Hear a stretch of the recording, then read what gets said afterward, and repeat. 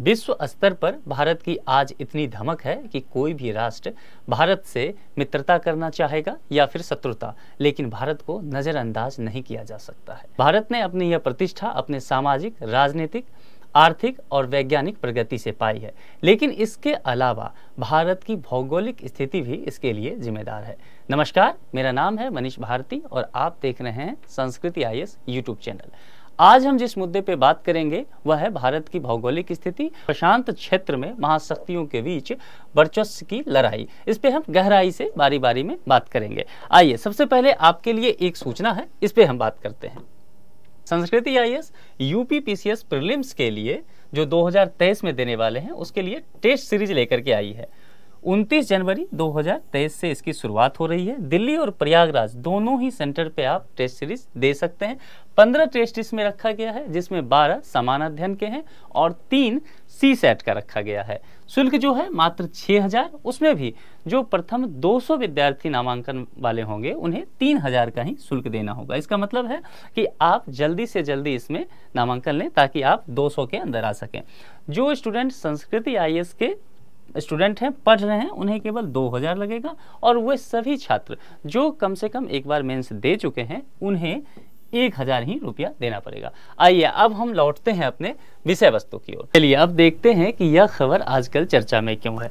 वैसे तो यह खबर अपने क्षेत्र के अवस्थिति को लेकर के, जो इंडो पैसिफिक क्षेत्र की अवस्थिति है और उसमें भी चाइना का एग्रेसिव नेचर और भारत का इसमें इंटरेस्ट, साथ ही ये जो साउथ एशियन रीजन्स है इसमें जो बाकी कंट्री हैं, भारत के साथ पाकिस्तान हो गया या श्रीलंका हो गया, इन सब चीज़ों की जो अवस्थिति है और इंडियन ओशियन का जो इंटरेस्ट इसमें क्या होता है, इसके वजह से यह क्षेत्र जो हमेशा चर्चा का विषय बना रहता है। तो सबसे पहले आप देखते हैं हम कि ये इंडो पैसिफिक क्षेत्र है क्या।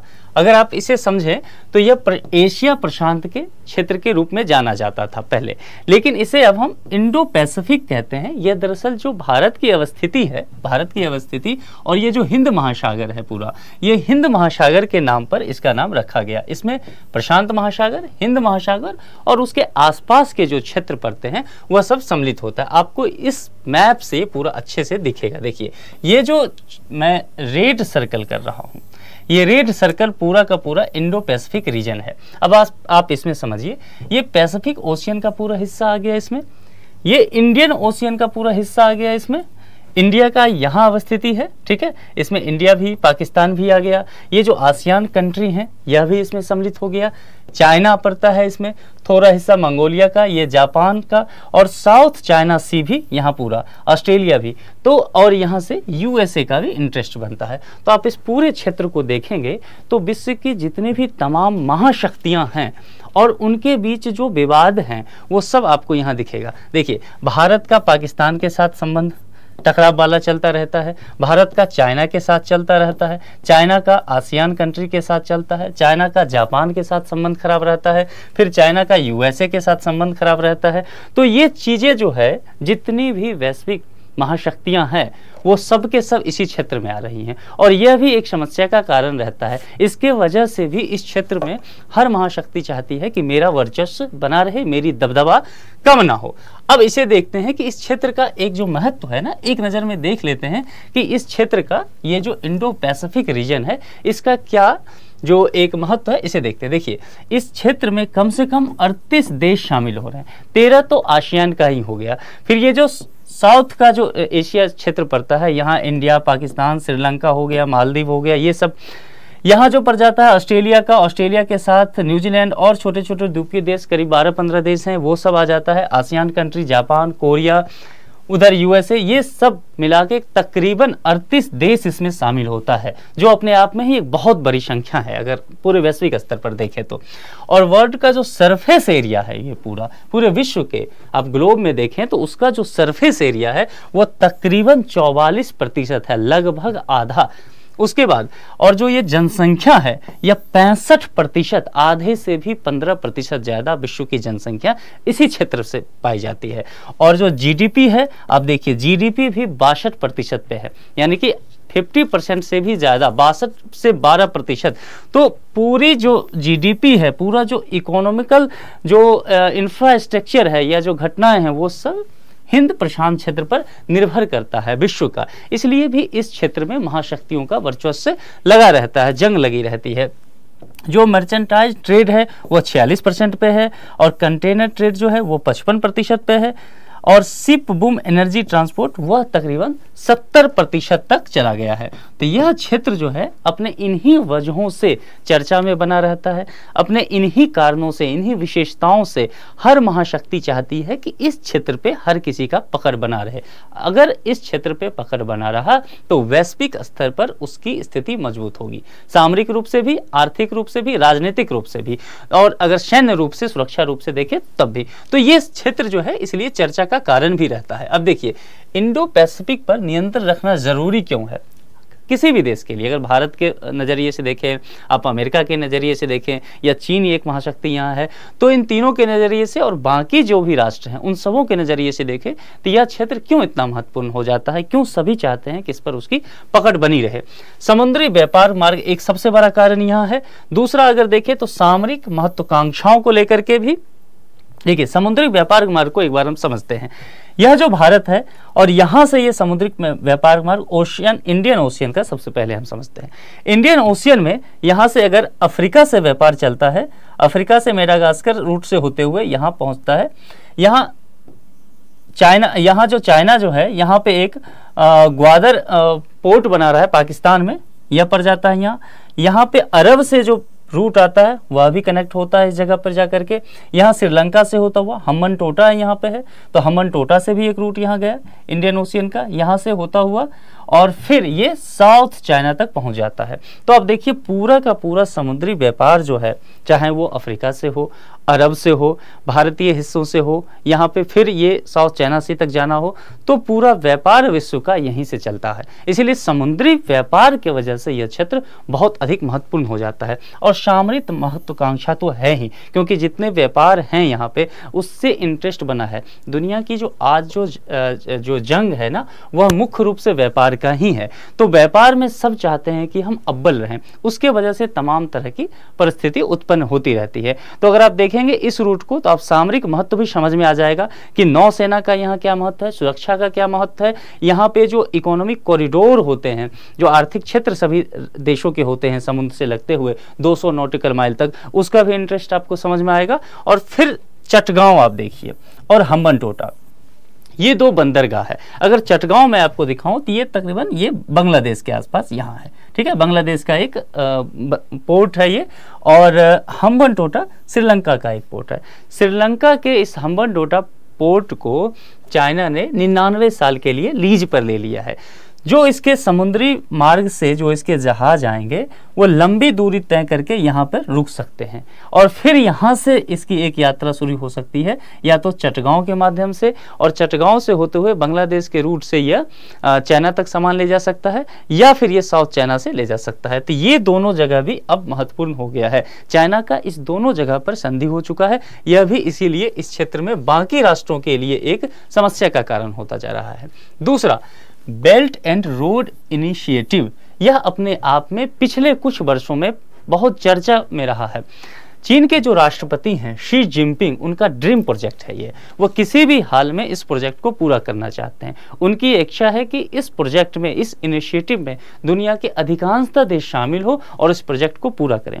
इस प्रोजेक्ट का उद्देश्य क्या है? इसका एक सीधा सा उद्देश्य है, चीन अपनी सामानों को व्यापारिक मार्गों की सुगमता करते हुए बाकी देशों तक पहुंचाना चाहता है। आप जानते हैं कि चीन जो है मैन्युफैक्चरिंग हब है, सामान काफ़ी बन रहे हैं वहाँ, लेकिन बाकी देशों तक वह पहुँचाए कैसे, निर्यात कैसे करे, एक्सपोर्ट कैसे हो। तो उसके लिए वो चाहता है कि मार्ग जो है, व्यापारिक मार्ग, वो इतने सुगम हो कि ऑपरेशन कॉस्ट जो है किसी प्रोडक्ट का वह कम पड़े, सस्ते कीमतों पे बाकी देशों में वो अपना सामान पहुँचा सके। इसके लिए ये बेल्ट एंड रोड इनिशिएटिव लिया गया है। चाइना सरकार जो है, ये बीजिंग के पास एक शहर है शियान के पास से ये रोड चलता है, ये जो प्रोजेक्ट है इसकी शुरुआत, और यह पहुंच जाता है चाइना होते हुए सेंट्रल एशिया में, दुशांबे में, और वहां से फिर यह प्रोजेक्ट आगे बढ़ते हुए मॉस्को यानी कि रसिया पहुंचता है, जो पूर्वी यूरोप का हिस्सा आप कह सकते हैं। फिर इसे पश्चिमी यूरोप में लाकर के नीदरलैंड तक रखा जाता है, फिर वेनिस से, और फिर इसका समुद्र मार्ग भी जोड़ दिया गया है। आप यहाँ से देखेंगे ग्रीस से इजिप्ट के पास से होते हुए निकलता है, और यहाँ जो केनिया का रीजन पड़ता है यहाँ से भी अफ्रीका रूट से एक निकलता है ये, ठीक है। हम्बन टोटा यहाँ पर गया, यहाँ चटगांव पर गया, यहाँ से निकलते हुए ये फिर साउथ चाइना सी होते हुए चीन पहुंच जाता है। देखिए यहाँ पे एक और चीज है, सी पैक भी है, यहाँ पे सी पैक भी है, ये इसी प्रोजेक्ट का एक हिस्सा हो जाता है। यहाँ चाइना से ये निकलते हुए और पाकिस्तान के ग्वादर पोर्ट तक आता है। इस पे हम बाद में डिटेल से चर्चा करेंगे। ये यहाँ से भारत के हिस्से से आता है, ठीक है, तो इस पे भी हम और चर्चा कर लेते हैं। देखिए, और 9 डैश लाइन और ग्वादर, ये दोनों 9 डैश लाइन क्या है? दरअसल चीन का जो है एक विस्तारवादी नीति जो है, उसके तहत वो अपने हर पड़ोसी मुल्क पे अपना वर्चस्व दिखाता रहता है।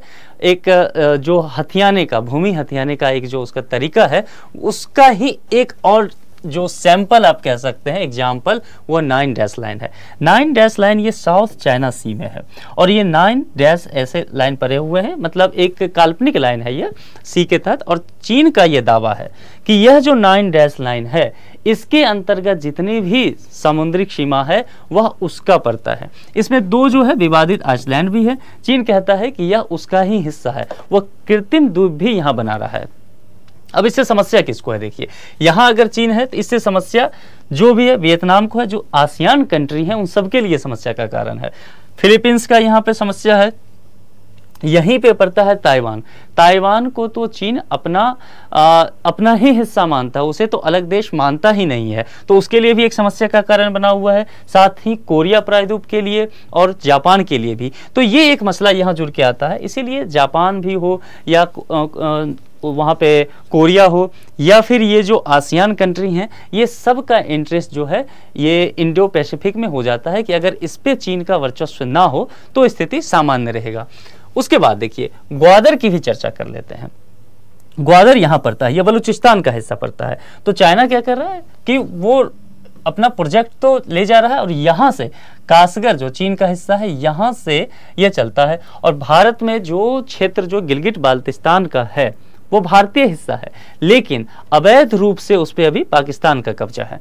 तो वहां से एक प्रोजेक्ट चलता है और वो पीओके से भी आता है, यहाँ से कनेक्ट करते हुए, और वह बलूचिस्तान से, सिंध से होते हुए बलूचिस्तान के ग्वादर तक पहुंच जाता है। चाइना चाहता है कि वह सामान जो है वो जब वो अफ्रीका से यहाँ लाएगा, अरब से लाएगा, तो उसे इतना लंबा रास्ता तय करके, ये लंबा रास्ता तय करके उसे फिर साउथ चाइना सी होते हुए चाइना ना ले जाना पड़े। वो सीधा इस सामान को चाहता है कि वो पाकिस्तान के ग्वादर तक आ जाए, और फिर इस सी पैक के माध्यम से वो चीन इसे पहुंचा लेगा। तो उसका ऑपरेशन कॉस्ट कम पड़ेगा, उसकी ऊर्जा कम पड़ेगी, समय बचेगा, पैसे बचेंगे, तो ये इसका फायदा है। लेकिन यहाँ एक समस्या है। समस्या क्या है? भारत के तरफ से, इंडिया के तरफ से, भारत के साथ ये है कि भारत का कहना है, पक्ष है भारत का, कि यह जो हिस्सा है, जिस हिस्से पे ये प्रोजेक्ट चल रहा है, गिलगिट बाल्टिस्तान और पोक से होकर के, पीओके से होकर गुजरा है, वह जगह भारत का अभिन्न हिस्सा है। अभी निश्चित रूप से वह पाकिस्तान के अवैध कब्जे में है, लेकिन हिस्सा तो भारत का है। तो वह जो है विवादित जमीन है, तो वहां पे कोई इंफ्रास्ट्रक्चर का काम अभी नहीं होना चाहिए। लेकिन पाकिस्तान सरकार और चीन सरकार इस चीज को नहीं मानते हुए यह सी पैक का जो मसला है वो वहीं से गुजारी है। इसीलिए भारत सरकार जो है इस प्रोजेक्ट का, बेल्ट एंड रोड इनिशिएटिव का हिस्सा नहीं है। आप देखेंगे कि यह मैप देखिए, ये इंडिया का है, पाकिस्तान यहाँ से है, बाकी सभी कंट्री आपको नजर आएगा, लेकिन भारत का आप देखेंगे यह इस प्रोजेक्ट का बेल्ट एंड रोड इनिशिएटिव का हिस्सा नहीं है। तो ये भी एक यहाँ पे एक बड़ा सा कारण होता है। और क्षेत्र में शांति और सुरक्षा सुनिश्चित करना जरूरी है। आपने देखा कि कितना विवाद भरा क्षेत्र है ये, इसीलिए जिसका भी वर्चस्व होगा, और चीन का अगर वर्चस्व हो गया, तो निश्चित तौर पर यहाँ ना सुरक्षा रहेगी ना शांति। इसलिए बाकी देशों का इसमें इंटरेस्ट बनता जा रहा है। समुद्री डकैती, लूट, तस्करी में मानव का भी और वस्तु और सामान का भी, वस्तु और सेवा का भी हिंसा जैसी घटनाएं होती रहती है। ये सोमालिया का क्षेत्र जो है अफ्रीका में, वहां पे समुद्री डकैत होते हैं, और जो भी जहाज जाता है उसे लूट खसोट का काम भी करते हैं। यह भी एक यहाँ कंसर्न होता है कि जिसका भी अधिकार होगा, अगर सही तरीके से इस जगह पे काम हो तो निगरानी की जा सकती है नौसेना के द्वारा, समुद्री मार्ग का, व्यापार का, तो इससे भी फायदा होगा। इस क्षेत्र पर अधिकार होने से वैश्विक व्यापार पर निगरानी रखने में, चूंकि विश्व का जो सबसे ज़्यादा व्यापार होता है, मैंने पहले ही बताया था कि 50% से भी जो अधिक व्यापार होता है वो इसी रूट के जरिए होता है, इंडो पैसिफिक रूट, समुद्री मार्ग के द्वारा, तो उस पर निगरानी करना भी आसान रहेगा। चलिए अब आगे देखते हैं भू सामरिक स्थिति, जरा इस पर नजर डालते हैं। इंडो पैसिफिक का भू सामरिक स्थिति में आप देखिए, अगर हमारा ये क्षेत्र पड़ जाता है इंडो पैसिफिक, ये पूरा हमारा क्षेत्र पड़ता है, ठीक है। इसमें कुछ जल संधियां हैं, उस जिसका भी इस क्षेत्र पे अधिकार बनेगा उसे उन जल संधियों का फायदा भी तो मिलेगा। अब जल संधियां हम देखें, अगर मलक्का जल संधि, मलक्का जल संधि यहाँ पड़ता है, ये जो क्षेत्र पड़ता है इंडोनेशिया का और ये क्षेत्र, तो यहाँ से ये आसियान कंट्री का जगह है, जितना भी व्यापारिक रूट समुद्री मार्ग यहाँ से गया हुआ है उन सभी को इस आगे पैसिफिक ओशियन में जाने के लिए, चाइना को अपना सामान अपने पोर्ट तक लाने के लिए इसे मलक्का जल संधि से होकर के यहाँ इस रूट से होकर गुजरना पड़ेगा। और ये चाइना के लिए एक समस्या का कारण होता है कई बार, चूंकि उसका क्या है, साउथ चाइना सी के वजह से आसियान कंट्री से उसका झगड़ा चलते रहता है, तो वो सभी कंट्री यहाँ पे मलक्का पे उसके लिए, समुद्री मार्ग पे उसके लिए समस्या खड़ी करते हैं। इसीलिए चाइना चाहता है कि यहीं से ग्वादर से सामान अपना लेके चले जाएं, एक कारण यह भी है। तो यह एक देखिए यहीं पे आता है एक जल संधि। दूसरी संधि जो है बाब अल मंदेव जल संधि, बाब अल मंदेव संधि जो है यह पड़ जाता है यहाँ, आप देखिए यह क्षेत्र भी काफी जरूरी है, काफी महत्वपूर्ण क्षेत्र पड़ता है। होर्मोज की जल संधि, होर्मोज का जो जल संधि है वो आप यहाँ देखेंगे ईरान के पास, ईरान भी यहाँ कभी ना कभी आए दिन कुछ ना कुछ एक्टिविटी करता ही रहता है, इसीलिए यह क्षेत्र भी काफ़ी विवाद में पड़ता है। और यहाँ से जितने चीज़ हैं ये समुद्री मार्ग यहाँ से होकर के गुजरता है, यहाँ मनटोटा होते हुए और फिर ये मलक्का से होते हुए आगे पटक जाता है, तो यह भी एक यहीं पर जाता है। और मेडागास्कर व्यापारिक मार्ग, मेडागास्कर क्या होता है, तो अफ्रीका से जितना भी सामान, साउथ अफ्रीका से या इस रूट से, वो मेडागास्कर के इस व्यापारिक रूट, यहाँ एक जल संधि हुई है, तो इसी चैनल से होते हुए ये चीज़ें समुद्री मार्ग आगे बढ़ती हैं। तो देखिए अब ये 4 बड़ी जल संधियाँ हैं, इसी में सोज नहर वगैरह है, तो इस चारों जल संधियों का क्षेत्र जो है वो पड़ जाता है इंडो पैसिफिक क्षेत्र। तो आप समझ लीजिए कि इसकी कितनी इंपॉर्टेंस पड़ जाती है यहाँ पे। आगे बढ़ते हैं, अब भारत के लिए, भारत के परिप्रेक्ष्य में देखते हैं कि इंडो पैसिफिक क्षेत्र का महत्व क्या है भारत के नजरिए से।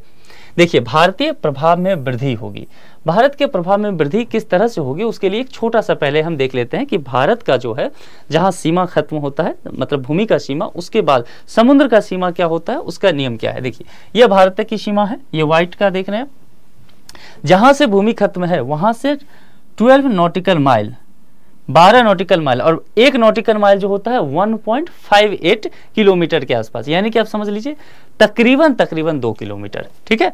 तो 1 नॉटिकल माइल्स हो गया, तो 12 किलोमीटर तक भारत का वह तो राष्ट्र का ही सीमा हो गया, और उसके बाद और 12, यानी कि ये 12 nautical mile plus 12 nautical mile, यानी कि 24 नॉटिकल माइल तक वह हो गया एक तरह से एक राष्ट्रीय सीमा के तहत आ गया। यहाँ पे आप एक्टिविटी कर सकते हैं, अपनी आर्थिक गतिविधियां वगैरह भी। इसके अलावा ये 24 नॉटिकल माइल के अलावा जो आगे का 176 नॉटिकल माइल्स और है, यानी कि अगर इस बॉर्डर से देखें, भूमि का बॉर्डर जो किसी राष्ट्र का होगा उस राष्ट्र के और आगे के 200 नॉटिकल माइल तक किसी भी राष्ट्र का, ये अंतर्राष्ट्रीय स्तर पर ये है, तो इसको 200 नॉटिकल माइल तक का जो क्षेत्र होगा EEZ होगा, EEZ एक्सक्लूसिव इकोनॉमिक जोन। यह क्षेत्र यहां तक किसी भी देश का अधिकार है कि वह अपनी आर्थिक गतिविधि को अंजाम दे सकता है। तो इस क्षेत्र, मान लीजिए भारत के परिप्रेक्ष्य में हम देख रहे हैं, क्योंकि भारत का हम कह रहे हैं कि प्रभाव बढ़ेगा इससे, तो अगर इस क्षेत्र में मान लीजिए चीन का कोई जहाज आता है तो उसे भारत सरकार से परमिशन लेना होगा, नहीं तो वो इस क्षेत्र में नहीं आ सकता है। भारत कोई भी आर्थिक गतिविधि 200 नॉटिकल माइल तक कर सकता है, और आपको मैंने पहले बताया जैसे इधर 200 नॉटिकल माइल है उधर यहाँ भी होगा, यहाँ भी होगा, यहाँ भी होगा, इसी तरह यहाँ भी होगा। भारत के 3 क्षेत्र तो समुद्र से ही घिरा हुआ है। तो अगर आप देखें कि ये हिंद महासागर है, यहाँ बंगाल की खाड़ी पड़ता है और यहाँ अरब सागर है, ये भारत के परिप्रेक्ष्य से आप देखें तो ये जो क्षेत्र पड़ जाता है इंडो पैसिफिक, इसका कितना महत्व है, क्योंकि 200 नॉटिकल माइल्स उसके सीमा से प्रायद्वीपीय भारत से लगता हुआ उसका एक्सक्लूसिव इकोनॉमिक जोन है, जहाँ पे वो अपनी आर्थिक गतिविधि कर सकता है। इसके बाहर का क्षेत्र अंतर्राष्ट्रीय देशों के लिए, सीमा के लिए खुला हुआ है, सभी लोग अपना एक्टिविटी कर सकते हैं। तो आप समझ सकते हैं कि ये भारतीय प्रभाव में वृद्धि करेगा। ये क्षेत्र सैन्य शक्ति को और मजबूती मिलेगी। अगर भारत के परिप्रेक्ष्य से देखें तो नौसेना, चूंकि हमारा 3 क्षेत्र जल से ही घिरा हुआ है, इसीलिए नौसेना को और मजबूती मिलेगी अगर इस क्षेत्र पे ज़्यादा प्रभावशाली हम होते हैं तो। और ऊर्जा आपूर्ति और आर्थिक विकास को बनाए रखने की भी मदद मिलेगा। भारत जो है अपनी ऊर्जा जरूरतों का अधिकांशतः जो हिस्सा है वह आयात करता है, दूसरे देशों से कच्चे तेल के रूप में लेता है, और वह समुद्री मार्ग से होकर के ही उसे किया जाता है। तो अब ऊर्जा जरूरत को हो या आर्थिक विकास की जो जितने भी हैं, चूंकि जो एक्सपोर्ट इंपोर्ट का खेल होता है वैश्विक स्तर पर व्यापार का, वह समुद्री मार्ग से ही देखा होता है, आपने अभी देखा है। तो इसके लिए भी यह क्षेत्र बहुत महत्वपूर्ण हो जाता है। अब आगे बढ़ते हैं। चीन की विस्तारवादी नीति और क्वाड, ये दोनों, ये समझिए कि ये जो क्वाड है ना, ये इसका जवाब है।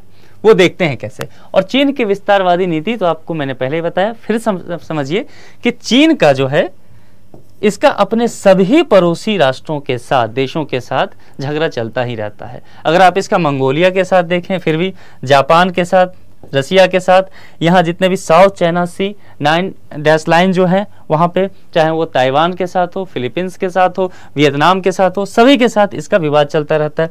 भारत का तो आप जानते ही हैं कि ये 3 क्षेत्र जो है, जो LAC का है, लद्दाख का क्षेत्र, वहाँ भी जो उत्तराखंड का एरिया है, और अरुणाचल प्रदेश का जो तवांग क्षेत्र है, जो वहाँ पे अभी मुद्दा चल रहा है, भूटान को आप देखेंगे तो वह भी डोकलाम का हिस्सा।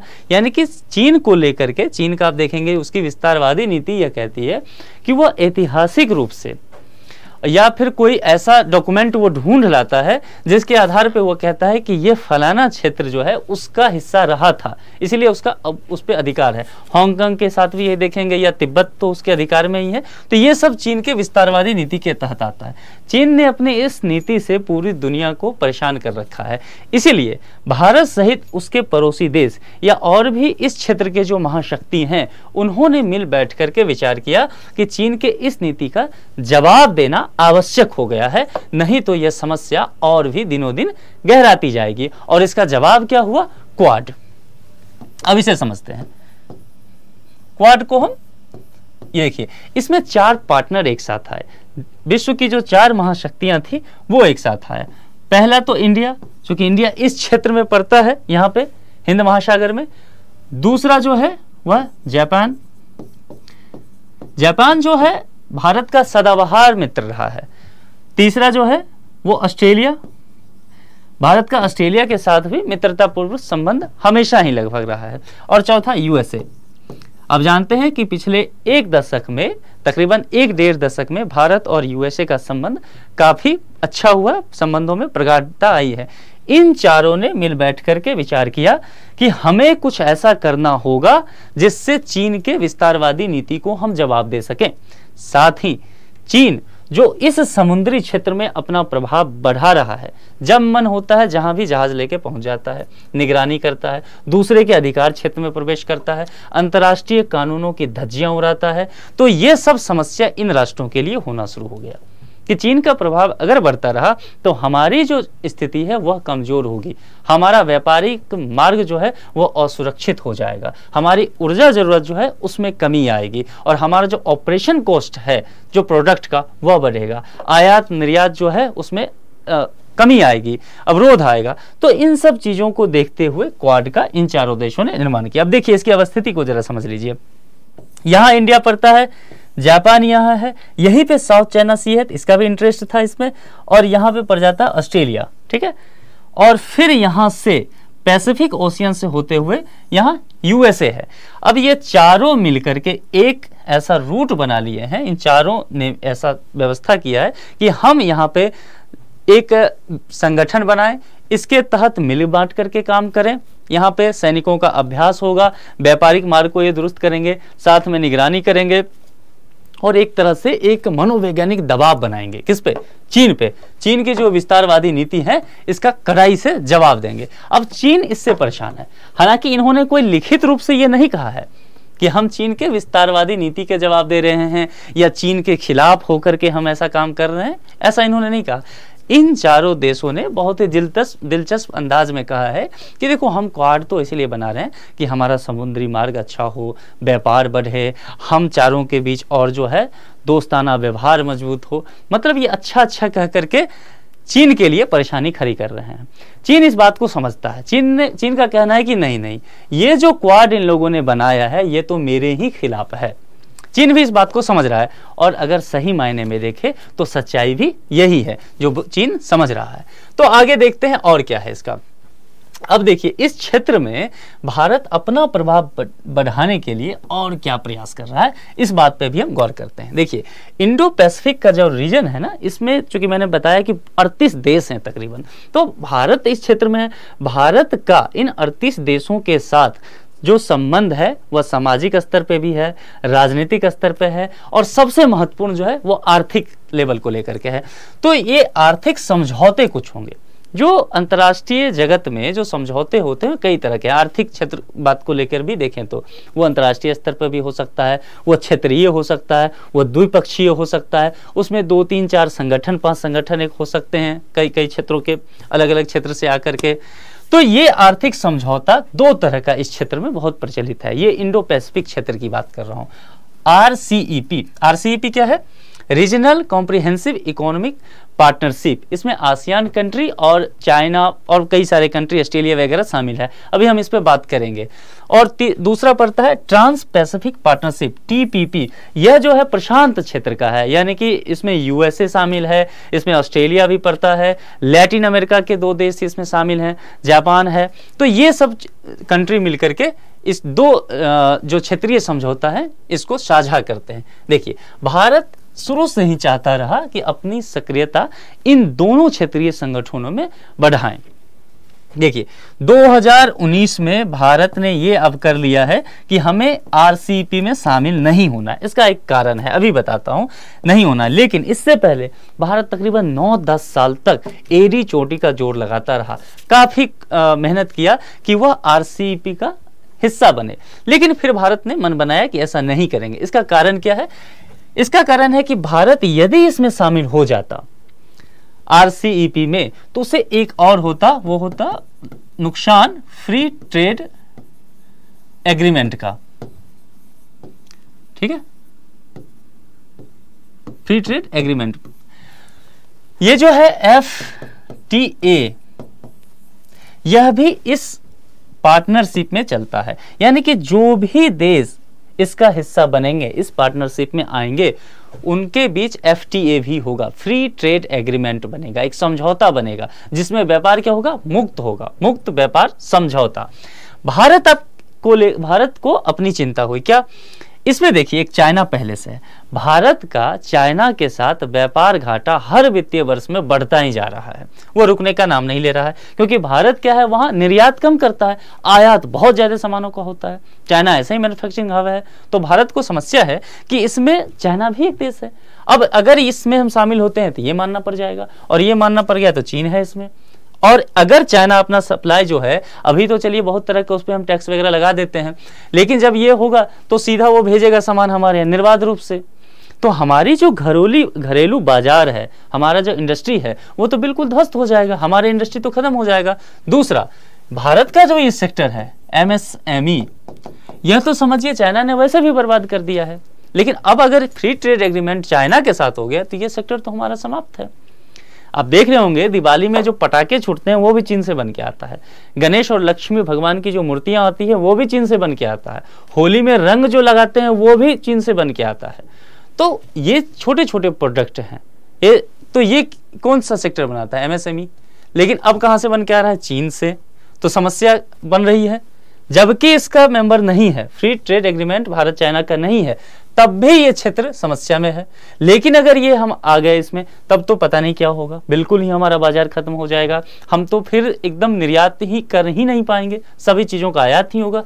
तो भारत ने परहेज किया यहां जाने से। भारत ने कहा नहीं, हम इसमें आएंगे, लेकिन हम इसको नहीं मानेंगे। लेकिन मामला बन नहीं पाया क्योंकि यहाँ यही एक रूल में ये भी था और भी कई शर्त थे जो भारत नहीं चाहता था। देखिए इसमें ऑस्ट्रेलिया भी है, इसमें न्यूजीलैंड भी है, इसमें जो आसियान कंट्री के जो देश हैं वह भी शामिल होता है, कोरिया है, जापान है, चीन है। तो भारत अब इसका हिस्सा नहीं है, भारत इससे एकदम निकल चुका है। भारत की अब चाहत रही ही नहीं RCEP में जाने की। दूसरा जगह देखिए आप, ट्रांस पैसिफिक पार्टनरशिप TPP, यह जो है देखिए ये जो था ये इंडियन ओशियन वाला हिस्सा ज्यादा था, यहां जो है वो पैसिफिक ओशियन का हिस्सा ज्यादा है।